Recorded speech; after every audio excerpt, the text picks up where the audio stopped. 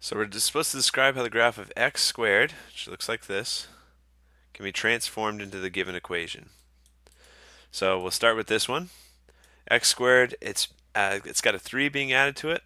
So if there's a plus 3 on the outside away from the x variable, that's a vertical shift. That just means the original graph of x squared has been shifted 3 units up, and that's all you'd have to say. Okay, so that's what that graph looks like. All right, let's do this one next. This is x minus 2 squared. Now, the minus 2 is happening to x before the unique thing of squaring is happening. The squaring is what this function's all about.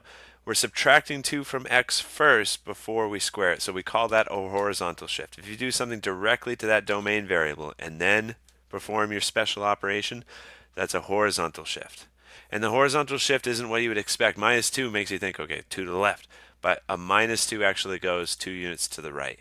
And you could check that by plugging in some numbers. If you plug in x equals 2, you get out y equals 0, right? If you plug in x equals 1, you get out 1. And that's a bad graph, obviously. But okay, so minus 2, I shifted the vertex 2 units to the right. I shifted the entire graph 2 units to the right, I should say. So that's how you could describe that in words. Look, this one and this one are pretty similar. We can rearrange this one a little bit. You can factor out a negative 1 from everything inside. So it makes a positive x and a minus 20. Okay?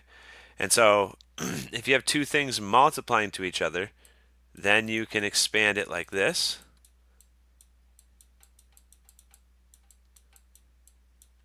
Right?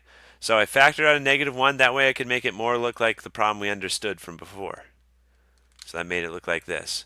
And then I factored out that negative 1. So it's negative. I used the rule of exponents. I said this squared and then this entire thing squared. And we know what negative 1 squared is. So this is x minus 20 squared. Okay? So we rearranged it to make it look like this one, and we can say that the same thing. It's shifted 20 units to the right. This graph is 20 units to the right.